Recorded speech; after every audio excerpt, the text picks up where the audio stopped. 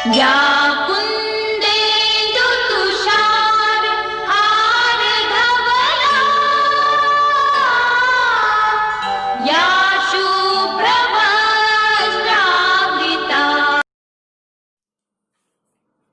वंदे मातरम बच्चों, मैं दीनदयाल शर्मा आज आपके मध्य कक्षा अष्टमी प्रथम पाठ जो कि सुभाषतानी है। सुभाषतानी का तात्पर्य होता है सुंदर वचन। आज हम इस पाठ का अध्ययन करवाएंगे। बच्चों, हमारे द्वारा जो अध्यापन कार्य चल रहा है वो नवीन पाठ्यक्रम के से आधारित है, इसलिए आप ध्यान से संपूर्ण पाठ का अध्ययन करें। अब बच्चों, हम प्रथम पाठ के प्रथम श्लोक पर चलते हैं। हमारा पहला जो श्लोक है वो श्लोक है गुणा गुणेषु गुणा भवन्ति तय निर्गुणम प्राय भवन्ति दोषा सुस्वादतयो प्रभवन्ति नद्ये समुद्रमासाद्ये भवन्ति अपया। तो बच्चों, अब हम पूर्व में एक एक शब्दार्थ का अर्थ देखते हैं, उसके उपरांत अन्वय के अनुसार हम आपको अर्थ बताएंगे। तो बच्चों, पहला शब्द है हमारा गुणा। गुणा का मतलब होता है सद्गुण, अच्छे गुण। क्या अर्थ होता है बच्चों इसका? सद्गुण। गुणा का अर्थ होता है सद्गुण। और गुणेषु, गुणों को जानने वाला, गुणों को जानने वाला व्यक्तियों में।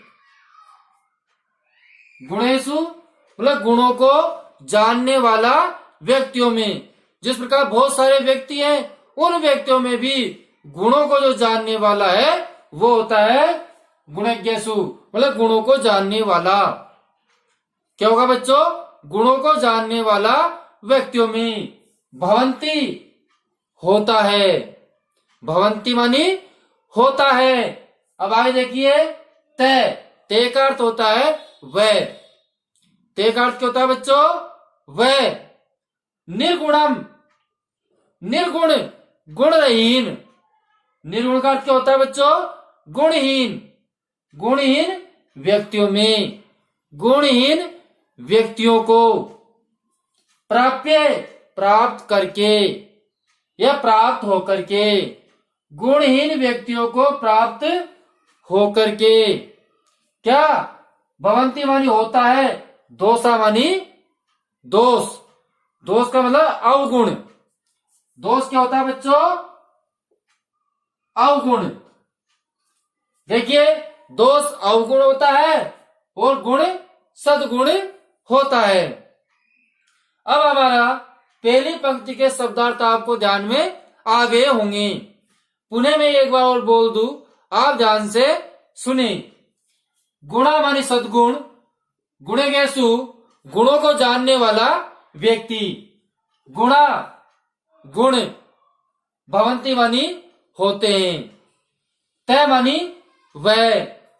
निर्गुण, निर्गुण गुणहीन या गुण रहित, प्राप्य प्राप्त करके। भवंती दोषा, भवंती मानी होता है, दोषा मानी अवगुण। अब बच्चों, हम इसको अन्वय के अनुसार आपका अर्थ हम आपको करवाते हैं। पहली पंक्ति का अर्थ देखिए। पहली पंक्ति का अर्थ है गुण गुणा गुणेषु, मतलब गुण गुणों को जानने वाला। अनुवाद गुण गुणेषु, गुण गुणों को जानने वाला। गुण गुणों को जानने वाला। गुणों को जानने वाला या जानने वाले, जानने वाले। इसी प्रकार अगली पंक्ति में देखिए, व्यक्तियों के पास, ऐसे व्यक्तियों के पास क्या होते हैं? गुणा भवंती। गुण, गुणों को जानने वाले, और गुणा भवंती, गुणा भवंती। तो गुणा भवंती व्यक्तियों के पास क्या होते हैं? गुण होते हैं। ऐसे व्यक्तियों के पास क्या होते हैं बच्चों? गुण होते हैं। तो व्यक्तियों के पास क्या होते हैं बच्चों? गुण होते हैं। क्या होते हैं? गुण होते हैं। अब हमारा अर्थ यहां तक हो गया। अब देखिए, तय निर्गुणम प्राप्य। तय मानी वह निर्गुणम गुणहीन व्यक्ति के पास, गुणहीन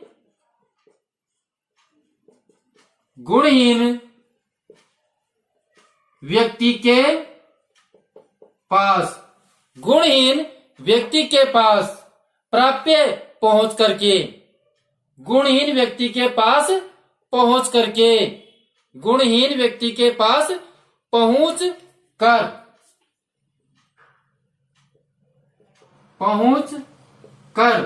क्या हो जाता है? दोष हो जाते हैं। अगर व्यक्ति गुणहीन व्यक्ति के पास पहुंच जाता है तो व्यक्ति भी क्या हो जाता है? दोषी हो जाता है, या दोष हो जाते हैं। पहुंचकर दोष हो जाता है। अब बच्चों, अब जो नीचे की पंक्ति है उसमें आपको किस प्रकार होते हैं वह उदाहरण सहित बताया है। जैसे कि सुस्वादतयो। सुस्वादतयो का अर्थ क्या होता है बच्चों? सु माने अच्छा, स्वाद स्वादिष्ट, तयो माने जल, प्लस स्वादिष्ट जल वाली। सुस्वादतयो, तयो का मतलब होता है जल, तो अच्छा स्वादिष्ट जल प्रभवंती बहता है। किसमें? नद्यवनी, नदी में। बच्चों, नदियों में स्वादिष्ट जल बहता है। नदियों में कैसा जल बहता है बच्चों? स्वादिष्ट जल बहता है। लेकिन यही नदियों का जल समुद्र में आसाद्य, समुद्र में पहुंच करके भवंती अपया, अपया का मतलब होता है पीने योग्य न होना। तो यही जल समुद्र में पहुंच करके पीने योग्य नहीं होता। तो बच्चों ध्यान से देखें कि सुस्वादतयो, स्वादिष्ट जल, नद्यवान नदियों में स्वादिष्ट जल प्रभवंती मानी बहता है।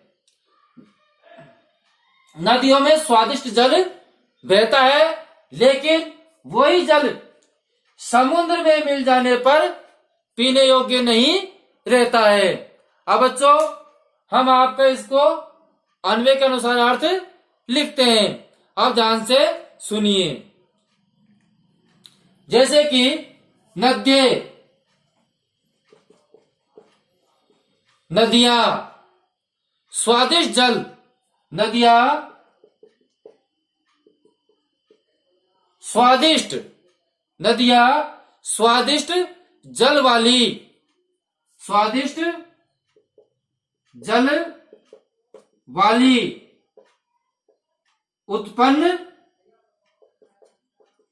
होती है। बच्चों, जो नदियां है वो स्वादिष्ट जल वाली उत्पन्न होती है, लेकिन होता क्या है? वह सागर में पहुंच करके, लेकिन वह सागर में पहुंचकर, लेकिन वह सागर में पहुंच कर न पीने योग्य हो जाती है। सागर में पहुंचकर न पीने योग्य हो जाती है। तो बच्चों, इस प्रकार हमारे प्रथम श्लोक का अर्थ हुआ। पुनः मैं आपको एक बार अर्थ का दोहरान करा दूं कि गुण, गुणों को जानने वाले गुणों को जानने वाले व्यक्तियों के पास गुण होता है। जो व्यक्ति गुणों को जानता है, गुणों की कदर करता है, उस व्यक्ति के पास ही गुण होते हैं। वह निर्गुण व्यक्ति के पास पहुंचकर, और वही गुण जो गुणहीन व्यक्ति है, निर्गुण व्यक्ति है, उसके पास पहुंच करके दोष हो जाता है।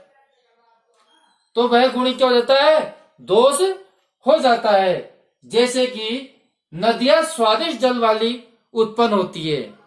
नदियों का जो जल होता है वो स्वादिष्ट जल वाला होता है, लेकिन वह सागर में पहुंचकर न पीने योग्य होता है।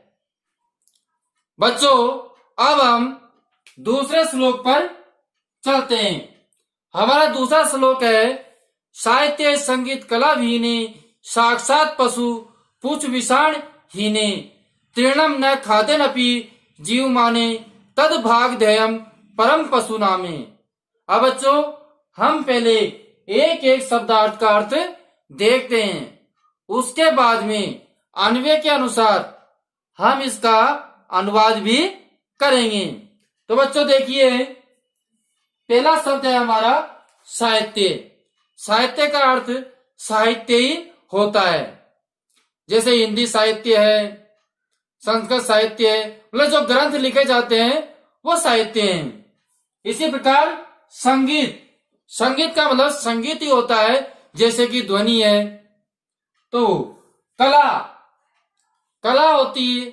होती है किसी व्यक्ति विशेष के द्वारा किए गए कार्य कला होती है।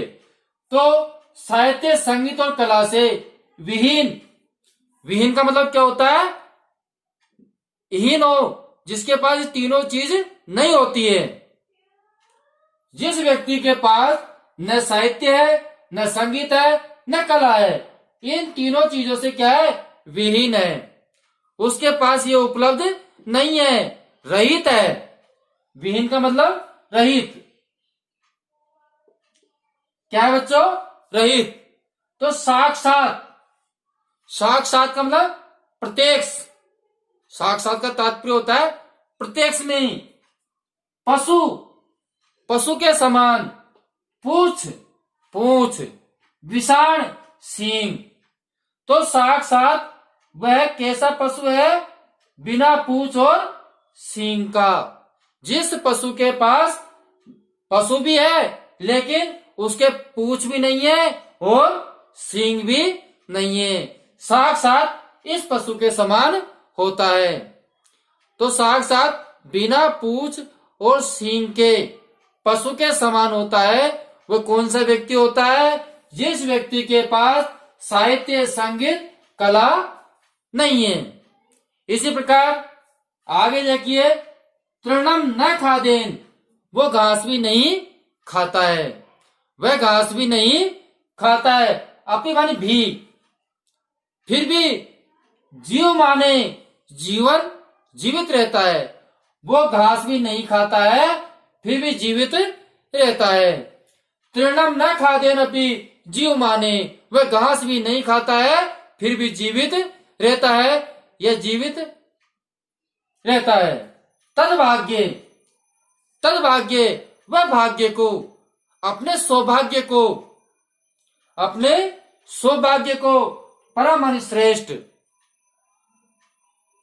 वह ऐसा व्यक्ति जो अपने सौभाग्य को श्रेष्ठ मानता है, वह पशु नामे, पशु के समान क्या करता है? जीवन यापन करता है, वह जीवित रहता है। अब बच्चों, हम इसका आपको अनुवाद करके अर्थ बताते हैं। अर्थ पर आप ध्यान दें। हमारा पहला है, अनुवाद करते समय बच्चों श्याम पट पर पूरा ध्यान होना चाहिए। तो देखिए, पहला है साहित्य।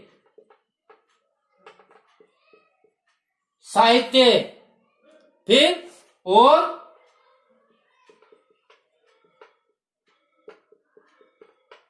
संगीत। साहित्य, संगीत, कला। क्या चीज? कला से रहित, विहीन मानी रहित, तो कला से रहित। तो आ गया बच्चा समझ में? साहित्य, संगीत, कला से रहित व्यक्ति, व्यक्ति प्रत्यक्ष रूप में, किस रूप में बच्चों? साक्षात मानी प्रत्यक्ष,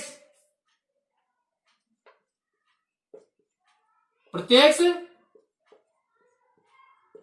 रूप में, प्रत्यक्ष रूप से, या प्रत्यक्ष रूप में, या प्रत्यक्ष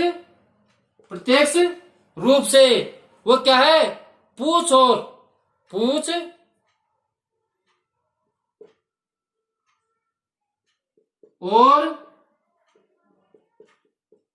सींग, सींग को क्या कहते हैं? विषाण। पूछ और सींग से रहित पशु है, से रहित पशु है। वे कैसा पशु है? पूछ और सींग से रहित पशु है। कौन सा व्यक्ति? जिस व्यक्ति के पास साहित्य और संगीत कला से रहित है, ऐसा व्यक्ति प्रत्यक्ष रूप में या प्रत्यक्ष रूप से पूछ और सींग से रहित पशु है। अब नीचे की पंक्ति का अर्थ हम आते हैं, वो सुनिए। यह पशुओं का, यह पशुओं का, यह पशुओं का परम क्या है? सौभाग्य। यह पशुओं का परम सौभाग्य है। यह पशुओं का परम सौभाग्य। सौभाग्य का मतलब, सौभाग्य का मतलब होता है अच्छा भाग्य वाला। तो यह मनुष्यों का परम सौभाग्य है कि वह मनुष्य,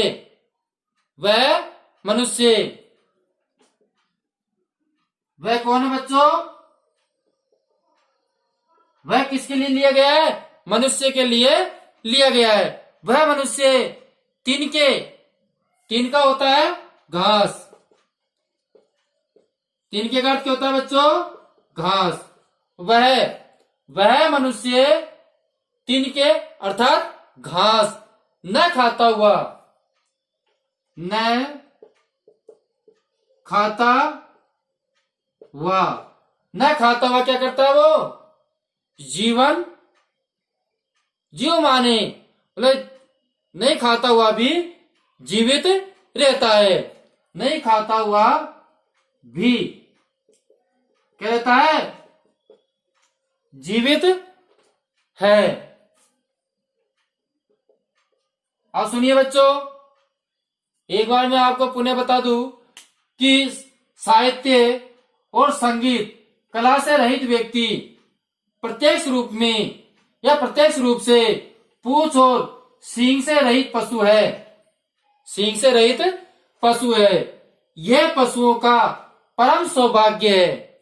यह पशुओं का परम सौभाग्य है कि वह मनुष्य तिनके न खाता हुआ, वह मनुष्य, कौन सा मनुष्य? जिस मनुष्य के पास न साहित्य, न संगीत, न कला है, वह मनुष्य तिनके या घास न खाता हुआ भी जीवित रहता है। उससे ऐसा परम सौभाग्य।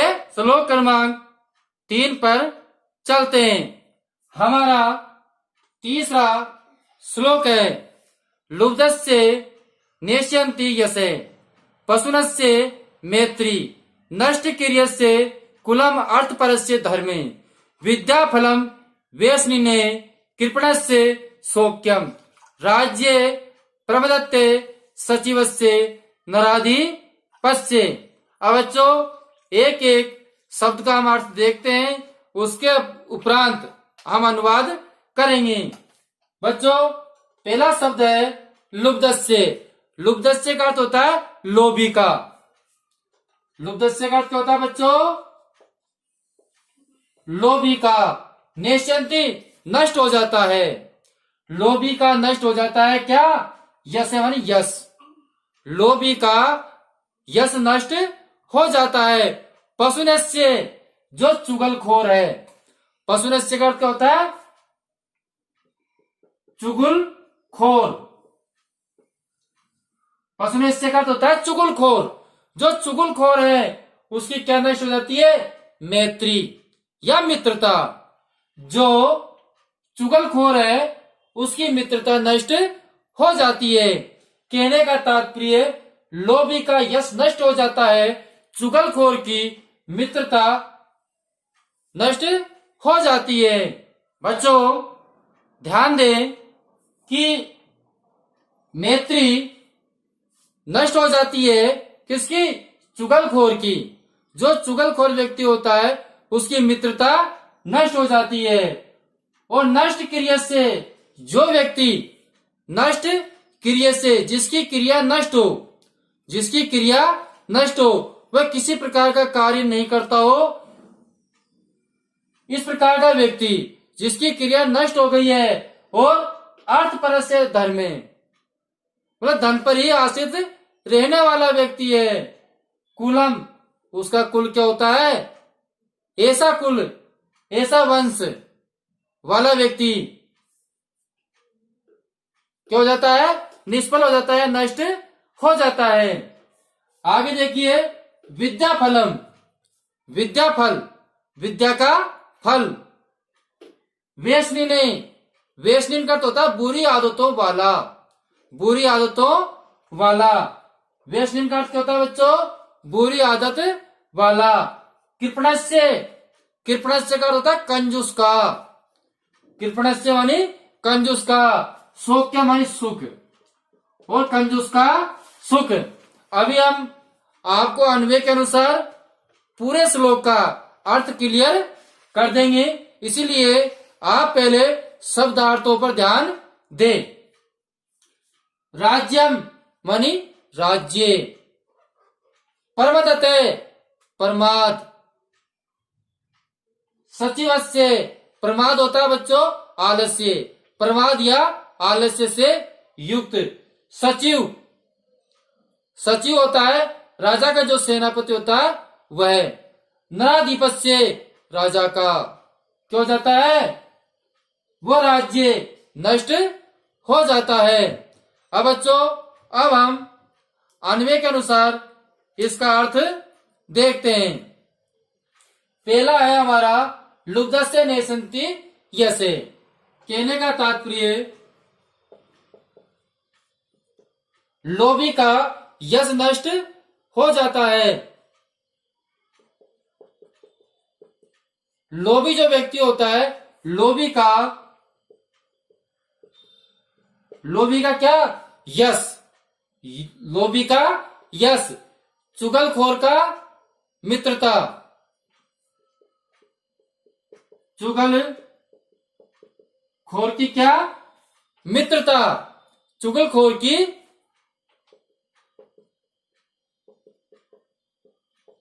मित्रता, और चुगलखोर की मित्रता। निष्क्रिय, निष्क्रिय, निष्क्रिय का मतलब जो किसी प्रकार का कार्य नहीं करता है, वो होता है व्यक्ति निष्क्रिय। निष्क्रिय का, जो निष्क्रिय व्यक्ति है, निष्क्रिय व्यक्ति है बच्चों, जो निष्क्रिय व्यक्ति है उसका कुल, कुल का मतलब जानते हो? वंश। कुल का मतलब वंश। धन पर आश्रित रहने वाला, धन पर आश्रित रहने वाला, धन पर आश्रित रहने वाले। जो धन पर आश्रित रहने वाले हैं, वाले का, धन पर आश्रित रहने वाले का धर्म, धन पर आश्रित रहने वाले का धर्म। अब आगे देखिए, व्यसन, बुरी आदत वालों का, बुरी आदत वालों का। जो बुरी आदत वाले हैं उनका क्या हो जाता है, विद्या का जो सुफल है, विद्या का जो फल है, तो बुरी आदत वालों का विद्या का सुफल, सुफल का मतलब अच्छा फल, विद्या का जो अच्छा फल है वह, और जो कंजूस है, कौन है बच्चों, कंजूस का सुख, कंजूस का सुख, कृपणस्य सौख्यम, जो कंजूस का सुख, और प्रमदत से प्रमादग्रस्त, प्रमादग्रस्त, प्रमादग्रस्त, प्रमादग्रस्त कौन, सचिव वाले, प्रमादग्रस्त सचिव वाले, प्रमादग्रस्त सचिव वाले राजा का, राजा का क्या हो जाता है, राज्य नष्ट हो जाता है, राज्य नष्ट हो जाता है। अब बच्चों एक बार पुनः ध्यान से सुने कि लुब्धस्य नेशंत यसे, लोभी का यश, चुगलखोर की मित्रता, निष्क्रिय का कुल, निष्क्रिय का कुल, और धन पर आश्रित रहने वाले का धर्म, निष्क्रिय का कुल और धर्म पर आश्रित रहने वाले का धर्म, बुरी आदतों वालों का सुफल मतलब अच्छा फल, और कंजूस का सुख। जो बुरी आदत वाला है उसका जो विद्या का फल है, जो अच्छा फल है वो, और जो कृपणस्य, कृपणस्य मतलब जो कंजूस है उस कंजूस का सुख, और राज्य प्रमद सचिव है, और प्रमादग्रस्त सचिव, प्रमादग्रस्त सचिव राजा का राज्य नष्ट हो जाता है। जिस राज्य में इस प्रकार के सचिव, इस प्रकार के मंत्री होते हैं जो प्रमाद में मदमस्त रहते हैं, उनको राज्य की कोई चिंता नहीं रहती है, तो ऐसे राज्य का, ऐसा राजा का वह राज्य शीघ्र ही नष्ट हो जाता है। तो बच्चों आपको हमारा वीडियो पसंद आया होगा। अगले वीडियो में फिर मिलेंगे, जब तक हम आपसे विदा लेते हैं। धन्यवाद।